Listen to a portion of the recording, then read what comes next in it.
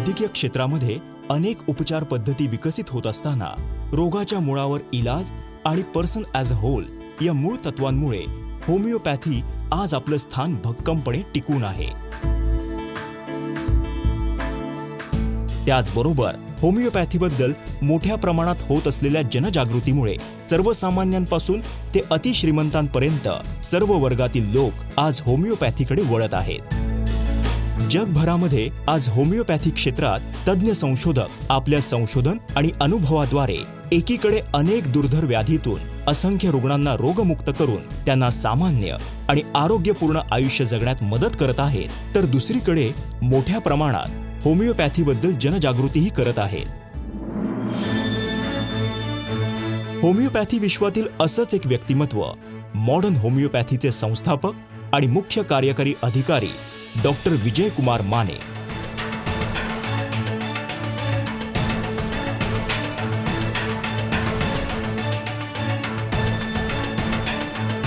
दुर्धर आजारांनी ग्रस्त रुग्णांमध्ये आत्मविश्वास निर्माण करणं, त्यांना रोगमुक्त करून एक आनंदी आणि सामान्य आयुष्य प्राप्त करून देणं हेच ध्येय बाळगून गेली 22 वर्ष अथक संशोधन आणि रुग्णांवर यशस्वी उपचार करत आहेत. डॉक्टर विजय कुमार माने यांनी आपल्या वैद्यकीय कार्याची सुरुवात व्याख्याते म्हणजेच लेक्चरर म्हणून केली.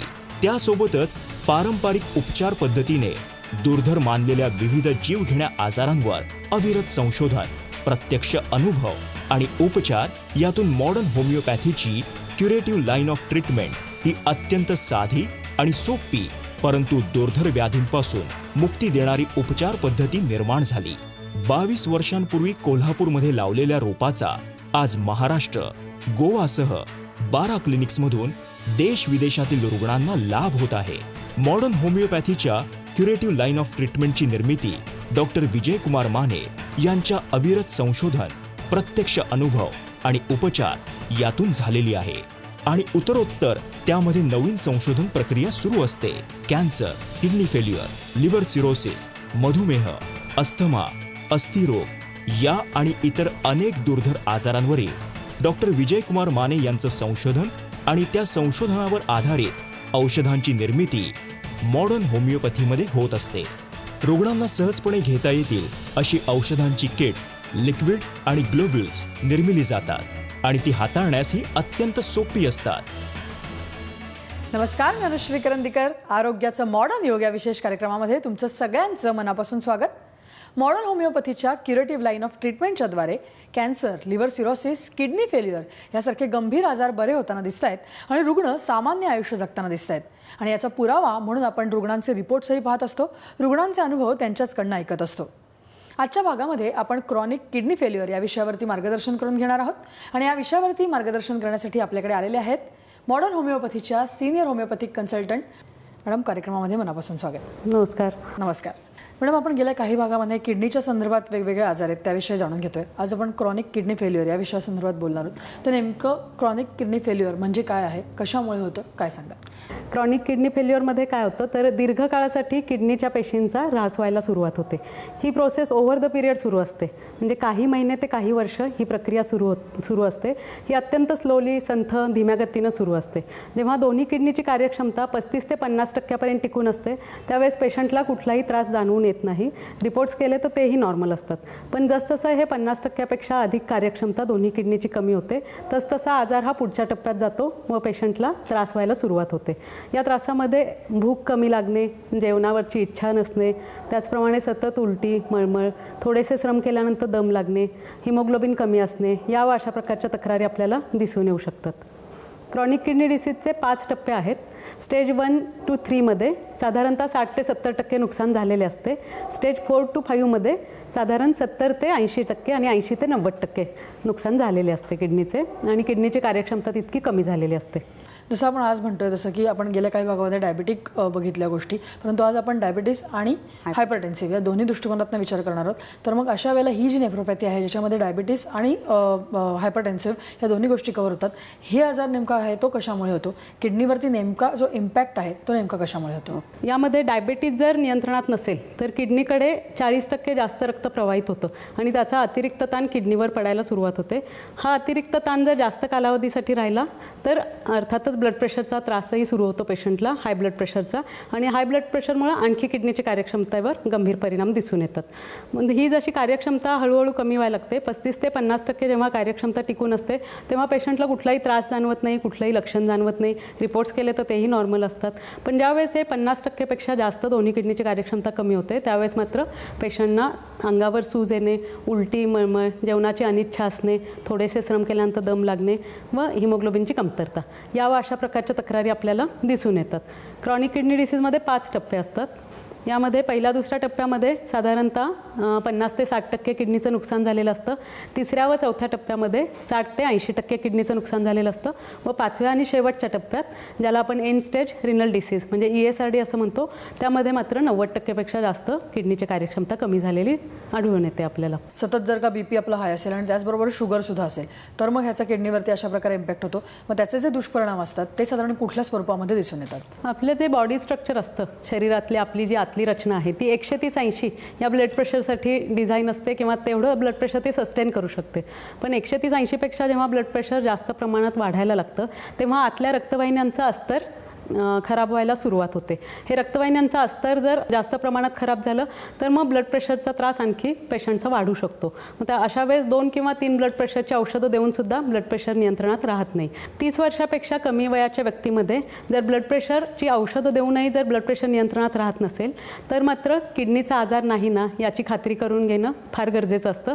त्याच पद्धतीनं डायबेटीजमध्ये पण जेव्हा एक्स्ट्रा रक्त किडनीला फिल्टर करावं लागतं तेव्हा डायबेटीजमध्ये पण ब्लड प्रेशरचा त्रास सुरू होतो आणि डायबेटिक नेफ्रोपॅथी आणि क्रॉनिक हायपरटेन्सिव्ह नेफ्रोपॅथी यामध्ये पेशंट लँड होतो. आणि ह्याच्यामध्ये नेमकी लक्षणं जी आहेत ती साधारणपैकी कुठल्या स्वरूपात दिसून येतात प्रायमरीली? आणि जर का तेव्हा लक्षात नाही आलं आपल्याला, म्हणजे आपण जर का नुसतंच डायबिटीसवरती कंट्रोल करतोय किंवा नुसतंच या गोष्टी बघतोय तर मग कशा प्रकारची इतर लक्षणं ॲडव्हान्स स्वरूपामध्ये आपल्याला दिसून यायला लागतात? सुरुवातीच्या टप्प्यामध्ये काय होतं क्रॉनिक किडनी डिसीजच्या, तर आपली किडनी जी असते ती शरीराच्या आपल्या गरजेपेक्षा कितीतरी जास्त पटीनं काम करत असते. त्यामुळे सुरुवातीच्या टप्प्यात कुठलंही लक्षण आढळून येत नाही. ॲक्सिडेंटली एखाद्या पेशंटचं ब्लड प्रेशर हायर साईडला आहे असं लक्षात येतं. जसा आजार वाढत जातो, जसं किडनीचं कार्यक्षमता कमी होत जाते, जसा पेशींचा ऱ्हास होत जातो तसतसं युरिया क्रिएटच्या व्हॅल्यूज वाढायला लागतात, तसतशी लक्षणं दिसून येऊ लागतात. रक्ताची कमतरता राहते अशा पेशंटमध्ये, युरिन आउटपुट कमी राहतो आणि जेवणावर खूप त्यांचा गंभीर परिणाम होतो. नेमकं हायपरटेन्सिव्ह नेफ्रोपॅथीचं कारणं जी आहेत त्याच्याकडे जर का बघितलं तर कुठली वेगवेगळी कारणं दिसून येऊ शकतात? त्यामध्ये 2 प्रकार प्रामुख्याने दिसून येतात. चाइल्डहूड हायपरटेन्सिव्ह नेफ्रोपॅथी आणि ॲडल्टमध्ये होणारी हायपरटेन्सिव्ह नेफ्रोपॅथी. चाइल्डहूडमध्ये काय होतं तर वसायको युरिटरिक रिफ्लेक्स आणि ॲक्यूट ग्लोमेरुलर नेफ्रायटिस ही 2 प्रामुख्यानं कारणं दिसून येतात. आणि ॲडल्टमध्ये काय होतं पॉलिसिस्टिक किडनी डिसीज, त्याचप्रमाणे hypertensive nephropathy, chronic glomerular nephritis, membrano proliferative glomerular nephritis आणि renal artery stenosis. Renal artery स्टिनोसिसमध्ये आपल्याला हायपरटेन्सिव्ह नेफ्रोपॅथी दिसून येते. यामध्ये काय होतं किडनीला रक्तपुरवठा करणारी जी आर्टरी असते ती आकुंचित पावते, त्यामुळे किडनीचा रक्तप्रवाह कमी होतो आणि साहजिकच त्याचा किडनीच्या कार्यक्षमतेवरती गंभीर परिणाम होतो. जसं आपण बघितलं नेफ्रोपॅथी त्याच्यामध्ये काही निदान करण्यासाठी टेस्टची गरज होती, तसं हायपरटेन्सिव्ह नेफ्रोपॅथीमध्ये सुद्धा काही वेगवेगळ्या टेस्ट करायला लागतात का? हायपरटेन्सिव्ह नेफ्रोपॅथीमध्ये सर्वात महत्त्वाची तपासणी म्हणजे आत्ताच मी सांगितलं त्या पद्धतीनं ब्लड प्रेशर तुम्ही रेग्युलर मॉनिटर करायला पाहिजे. ज्यांना शक्य असेल त्यांनी दररोज ब्लड प्रेशर मॉनिटर करणं गरजेचं आहे. आणि त्याचबरोबर renal function test CBC complete blood count, यामध्ये आपल्याला हिमोग्लोबिन पेशंटचं ड्रॉप झालं आहे का ते कळून जाईल आणि युरिया क्रिएटच्या व्हॅल्यूज किती आहेत हे किडनी फंक्शन टेस्टमध्ये आपल्याला लक्षात येईल. प्रोटीन युरिया पेशंटला आहे का हे बघण्यासाठी युरिन रुटीन अँड मायक्रोस्कोपिक ही तपासणी करणं गरजेचं आहे. त्याचबरोबर युरिन प्रोटीन क्रिएट रेशो ही तपासणीसुद्धा हायपरटेन्सिव्ह नेफ्रोपॅथीच्या निदानासाठी आवश्यक आहे. काही पेशंटमध्ये सोनोग्राफीही करावी लागते. सोनोग्राफीमध्ये आपल्याला किडनीचा आकार लहान झालेला दिसून येतो. ब्लड प्रेशर सातत्यानं राहिल्यामुळं दीर्घकाळासाठी किडनीच्या पेशीचं नुकसान होऊन किडनीचा आकार कमी झालेला दिसून येतो आपल्याला. कन्व्हेन्शनल उपचार पद्धतीमध्ये नेमकं हायपरटेन्सिव्ह नेफ्रोपॅथीला काय उपचार पद्धती आहे आणि मग मॉडर्न होमिओपॅथीचे उपचार कशा प्रकारे आहेत या अनुषंगाने आपण ही चर्चा पुढे सुरू ठेवूया. परंतु इथे वेळ झाली एका छोट्याशा ब्रेकची.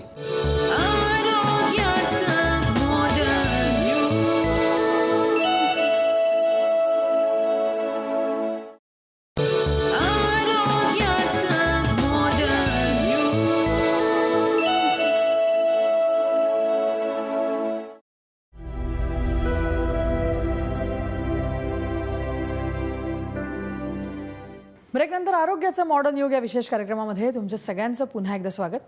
हायपरटेन्सिव्ह नेफ्रोपॅथी या विषयावरती आपण चर्चा करतोय. याच आजाराने ग्रस्त असलेल्या पद्मावती पाटील आणि त्यांचे नातेवाईक या दोघांचाही अनुभव आपण ऐकूया. पद्मावती पाटील वय 55, राहणार कोल्हापूर, यांना 2010 मध्ये सतत पोट व कंबर दुखीचा त्रास होत होता. तसेच यांना रक्तदाब व मधुमेहाचा देखील त्रास होता.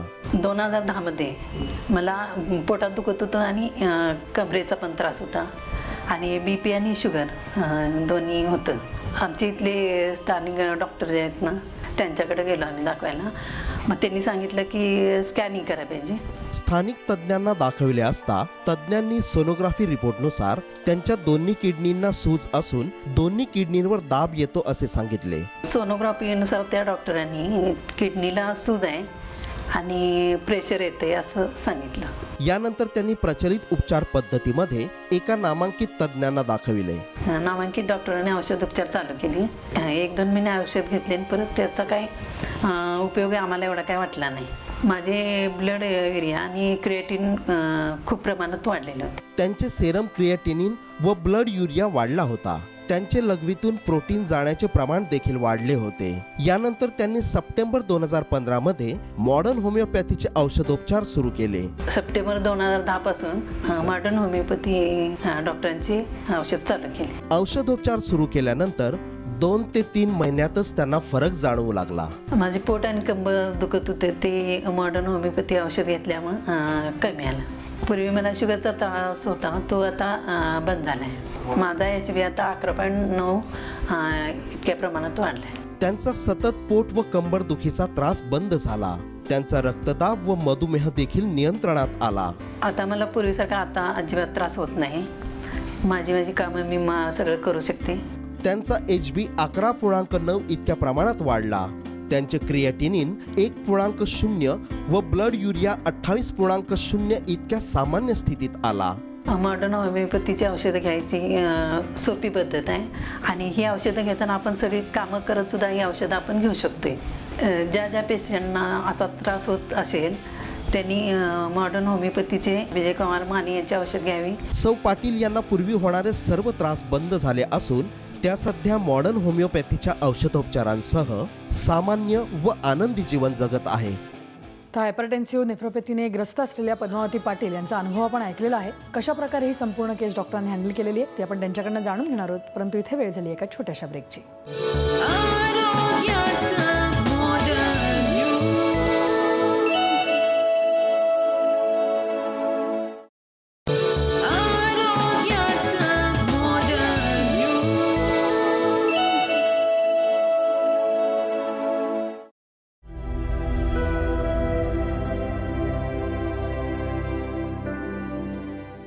डॉक्टर, ब्रेकवर जाण्यापूर्वी आपण पद्मावती पाटील यांचा अनुभव ऐकला. त्यांनाही याच आजाराने ग्रस्त केलेलं होतं. त्या मॉडर्न होमिओपॅथीकडे आल्यानंतर मग कशा प्रकारे ही संपूर्ण केस तुम्ही हँडल केली काय सांगाल? पद्मावती पाटील पेशंट जेव्हा आपल्याकडे आले तेव्हा त्यांना सततची पोटदुखी, कंबरदुखी, जेवण न जाणं, उलटी, मळमळ व अंगावर सूज अशा प्रकारची लक्षणे जाणवत होती. त्याआधी त्यांनी फॅमिली डॉक्टरांना कन्सल्ट केलं होतं. तर त्यांनी सोनोग्राफी करून घेतली पेशंटची. या सोनोग्राफीमध्ये त्यांना काय दिसून आलं तर किडनीचे आकार बऱ्याच अंशी कमी झालेला आहे. आपल्याकडे ज्यावेळेस त्यांनी उपचार सुरू केले त्यावेळेस पहिल्या महिन्यापासूनच त्यांच्या अंगावरची सूज कमी झाली, पोटदुखीचा त्रास कमी झाला, त्याचप्रमाणे जेवणही जायला लागले. त्यामुळे त्यांचा थकवा कमी आला. 2010 मध्ये आपण त्यांना उपचार सुरू केले होते. आपण आता आपली उपचार पद्धती पूर्ण त्यांना आपण कंप्लीट केलेले आहे आणि आजही 2018 मध्ये पेशंट पूर्ण नॉर्मल आहे. आणि सगळ्यात महत्त्वाची गोष्ट अशी आहे की पेशंटच्या किडनीचा आकार जो लहान झाला होता तो आता नॉर्मल झालेला आहे. त्यामुळं किडनीचं कार्य तर वाढलेलंच आहे, प्लस आकारातही सुधारणा झालेली आहे. पेशंट हा या हायपरटेन्सिव्ह नेफ्रोपॅथीमधून पूर्ण बरा झालेला आहे. आत्तासुद्धा आपण त्यांचं प्रत्येक महिन्याला रिपोर्ट्स करतो तर ते सगळे रिपोर्ट्स नॉर्मल आहेत आणि पेशंट आता नॉर्मल आयुष्य जगत आहे. आपण जर का बघितलं तर कन्व्हेन्शनल उपचार पद्धतीमध्ये किडनीच्या अशा प्रकारच्या कुठल्याही आजारांवरती आयदर किडनी ट्रान्सप्लांट सांगितलं जातं किंवा डायलिसिससारखे उपचार जे आहेत ते सुरू केले जातात. तर त्या अनुषंगाने तुम्हाला काय वाटतं की ह्या सगळ्या वेगळ्या गोष्टी आहेत किडनीशी संबंधित त्या करणं कितपत योग्य आहे आणि जर का ते नसेल तर मग मॉडर्न होमिओपॅथीची उपचार पद्धती आपण कशा प्रकारे देतो? कायमस्वरूपी किडनीचा आजार बरा करण्यासाठी डायलिसिस हे उपयोगी ठरू शकत नाही. डायलिसिस ही तात्पुरती मशिनरी प्रक्रिया आहे, लाईफ सपोर्टिव्ह ट्रीटमेंट आहे ती. म्हणजे आज तुमची किडनी फिल्टर करून युरिया क्रिएट हे जे टॉक्झिक प्रॉडक्ट्स आहेत, अतिरिक्त पाणी जे आहे ते बाहेर काढून टाकू शकत नाही, तर ते मशीनद्वारे केलं जातं. पण हे किती कालावधीसाठी तुमचं रक्त स्वच्छ राहतं, तर 8 ते 10 तासासाठी किंवा 1 ते 2 दिवसांसाठी. परत काय होतं, परत किडनी फिल्टर करू शकत नसते, परत जाऊन युरिया क्रिएट शरीराच्या आत ॲक्युम्युलेट होतात, परत जाऊन डायलिसिस करून घ्यावं लागतं. म्हणजे डायलिसिस हे पेशंटला नियमितपणे करावं लागतं. त्याचा खर्चही जास्त असतो व ती प्रक्रिया त्रासदायकही आहे. डायलिसिसचे उलट गंभीर दुष्परिणाम किडनीच्या राहिलेल्या कार्यक्षमतेवर, राहिलेले जे किडनीचे 10% काम राहिलेलं असतं तेही कमी होतं आणि त्याची कार्यक्षमता आणखी कमी होते. युरिन आउटपुट कमी होतो पेशंटचा. परत सारखं डायलिसिस केल्यामुळं प्रतिकारशक्ती कमी होते, हिमोग्लोबिन ड्रॉप होतं. अशा प्रकारचे डायलिसिसचे दुष्परिणाम होतातच. ट्रान्सप्लांटमध्ये काय होतं, ट्रान्सप्लांटमध्ये किडनी अवेलेबल होण्यापासून ती ट्रान्सप्लांट करेपर्यंत ही प्रक्रिया अत्यंत किचकट व जोखमीची आहे. ट्रान्सप्लांट सक्सेसफुल होईल की नाही हे आपल्याला सांगता येत नाही. आणि ट्रान्सप्लांट नंतरसुद्धा पेशंटला इम्युनोसप्रेसंट नावाची औषधं खूप कालावधीसाठी घ्यावी लागतात. त्याचा महिन्याचा खर्च साधारण 8 ते 12 हजार इतका येतो. एवढी औषधं घेऊन एवढा खर्च करूनही पेशंटच्या जगण्याची कुठलीही शाश्वती देता येत नाही. आणि एवढं सगळं करूनही पेशंटची किडनी परत फेल होण्याची शक्यता जास्त असते. मॉडर्न होमिओपॅथीची उपचार पद्धती आपण जर बघितली तर खूप सोपी आहे, सुलभ आहे. औषधं घेण्याची पद्धत खूप सोपी आहे. च्युएबल चोखून खायच्या गोड गोळ्या आहेत त्या, तर तुम्ही ते कॅरी करू शकता तुमच्याबरोबर. तुमचं रुटीन कुठेही डिस्टर्ब होत नाही, तुम्हाला हॉस्पिटलायझेशनची गरज नाही. आणि तुम्ही तुमच्या जे ॲलोपॅथिक औषधं सुरू असतील समजा डायबिटीजसाठी, ब्लड प्रेशरसाठी, तर त्याच्याबरोबर घेऊ शकता. याचं इंटरॅक्शन, ओव्हरडोस असं काही होत नाही. आणि होमिओपॅथीचे उपचार आपल्याला मॉडर्न होमिओपॅथीचे पूर्ण बरे करू शकतात. आणि आपल्याला ते घेण्याची पद्धत सोपी असल्यामुळं, OPD बेसिस ट्रीटमेंट असल्यामुळं हॉस्पिटलायझेशनची गरज नाही आहे. नक्की. जर आपण बघितलं की आज आपण हायपरटेन्सिव्ह नेफ्रोपॅथीबद्दल बोलतोय, परंतु जसं आत्ता ही केसही होती त्याच्यामध्ये सुद्धा त्यांना डायबिटीसही होता आणि हायपरटेन्शन होतं. तर त्या दृष्टिकोनातून ह्या दोन्ही गोष्टींवरती कंट्रोल करणं गरजेचं आहे. जर का तर मग कुठल्या प्रकारचे काही त्यांना आपण वेगळे डाएट सजेस्ट करतो का किंवा इतर काही गोष्टी सजेस्ट करतो का अलॉंग विथ ट्रीटमेंट? हायपरटेन्सिव्ह नेफ्रोपॅथीमध्ये काय होतं, तर ब्लड प्रेशर सातत्यानं वाढलेलं राहत असतं. तर अशा व्यक्तींनी मिठाचं प्रमाण कमी ठेवणं गरजेचं आहे. मैद्याचे, डालड्याचे, तळलेले पदार्थ पूर्ण टाळायला पाहिजेत. बाहेरचं अन्न टाळायला पाहिजे. शक्य असेल तेव्हा घरीचं सकस आहार घेणं गरजेचं आहे. ज्या पेशंटच्या अंगावर सूज आहे त्यांनी पाण्याचं प्रमाणही लिमिटेड ठेवणं गरजेचं आहे. Low sodium diet, low protein diet and restricted water is always necessary in all nephropathy patient. परंतु हायपरटेन्शन आपल्याला कंट्रोल करण्यासाठी किंवा ते होऊ नये याकरता आणि शुगर लेवल कंट्रोल करण्यासाठी प्रिव्हेंटिव्ह मेजर्स काही आपण त्यांना देऊ शकतो का? आताची धकाधकीची जीवनशैली आहे, त्यामुळे जे आजार आधी 60मध्ये व्हायचे ते आता 30मध्ये किंवा 40मध्येच दिसून यायला लागलेले आहेत. तर प्रत्येकानं आपल्या तब्येतीची किंवा आपल्या आरोग्याची स्वतः काळजी घेणं जबाबदारीनं फार गरजेचं आहे. आत्ताच्या पुढच्या पिढीसाठी तरी या गोष्टी फार महत्त्वाच्या आहेत. प्रत्येक यंग पेशंटनं जरी काही तक्रार नसेल तरी त्यांनी वेळच्या वेळी तपासण्या करणं गरजेचं आहे. वर्षातून एकदा किमान किडनीच्या तपासण्या, ब्लड प्रेशरची तपासणी, सोनोग्राफी या गोष्टी करणं खूप गरजेचं आहे. यामुळं काय होतं की पहिल्या टप्प्यातच एखादा आजार असेल तरुण वयामध्ये तर तो आपल्याला कॅच करता येतो व तो आजार पुढच्या टप्प्यात जाण्यापासून आपल्याला पूर्णपणे टाळता येतो. नाहीतर याचे परत कॉम्प्लिकेशन झाले, तरुण वयात जेव्हा एखादा आजार होतो तेव्हा त्याच्या लॅटर स्टेजमध्ये जेव्हा एल्डरली तुम्ही मिड एजपर्यंत पोहोचता तेव्हा त्याचे खूप कॉम्प्लिकेशन तोपर्यंत झालेले असतात आणि मग त्या गोष्टी फार म्हणजे बरं करण्याच्या दृष्टिकोनातून त्या अवघड होतात. त्यामध्ये CBC आहे, किडनी फंक्शन टेस्ट आहेत, लिव्हर फंक्शन टेस्ट आहेत आणि पोटाची सोनोग्राफी आहे. मला तुम्हाला विचारायचं आहे की मग आता हे असे आजार जर का कोणाला झाला असेल किंवा जसं आत्ता आपण बोललो की प्रिव्हेंटिव्ह जर का काही मेजर्स घ्यायचे असेल तर त्या अनुषंगाने सल्ला काय देणार? नेफ्रोपॅथीचे आता रुग्ण खूप वाढायला लागले आहेत. किडनीच्या आजाराचे रुग्ण भारतातच जवळपास 10 कोटी ही आकडेवारी 3 वर्षापूर्वीची आहे. तर याच्यावरून आपल्याला त्या आजाराचं गंभीर स्वरूप लक्षात येईल. प्रत्येक पेशंटने डायबेटीजच्या आणि ब्लड प्रेशरच्या आपल्या डायबेटीजच्या पेशंटनी डायबेटीज नियंत्रणात ठेवायला पाहिजे. त्याचबरोबर ब्लड प्रेशरच्या पेशंटनी त्यांचं ब्लड प्रेशर कसं नियंत्रणात राहील ते बघितलं पाहिजे. मॉनिटर केलं पाहिजे. ब्लड शुगर लेवल मॉनिटर करणं गरजेचं आहे, ब्लड प्रेशर मॉनिटर करणं गरजेचं आहे. त्याच पद्धतीनं स्क्रीनिंग टेस्टही करणं गरजेचं आहे. आहारातले काही पथ्य म्हणजे मिठाचं प्रमाण कमी, तळलेले पदार्थ नको, नॉनव्हेज पूर्ण बंद या पद्धतीचे आहारातले पथ्यही करणं गरजेचं आहे. आणि नियमित व्यायाम करून तुम्ही वजन नियंत्रणात ठेवायला पाहिजे. म्हणजे तुम्हाला जे वजन वाढल्यामुळं किंवा व्यायामाच्या अभावामुळं बैठ्या जीवनशैलीमुळं जे आजार होणार आहेत ते होणार नाहीत आणि तुमचं आरोग्य चांगलं राहू शकेल. नक्की. म्हणजे जसं आपण म्हणालो तसं की कन्व्हेन्शनल उपचार पद्धतीमध्ये अगदी डायलिसिस किंवा किडनी ट्रान्सप्लांट यासारखे खर्चिक उपचार जे आहेत ते अवेलेबल आहेत आणि त्याचा सक्सेस रेट म्हणावा तितका नाही आहे. परंतु मॉडर्न होमिओपॅथीची उपचार पद्धती जर का घेतली तर मला वाटतं अशा प्रकारे OPD बेसिसवर तर एक तर आपलं ट्रीटमेंट होते, कुठलेही साईड इफेक्ट्स त्याच्यामध्ये नाही आहेत आणि त्या अनुषंगाने ट्रीटमेंट लाभदायी असते. आत्तापर्यंत आपण अनुभवही ऐकलेले आहेत पेशंटचे. तर एक चांगलं सामान्य आयुष्य जगण्याच्या दृष्टिकोनातून आपण त्यांना पुढे नेऊ शकतो. मला वाटतं आज तुम्ही येऊन या विषयावरती एवढं छान मार्गदर्शन मॅडम केलं त्याबद्दल धन्यवाद. नमस्कार. या विषयाचा आमचा विशेष कार्यक्रम आरोग्याचं मॉडर्न युग यामध्ये आत्ता आम्ही इथेच थांबतोय. नमस्कार.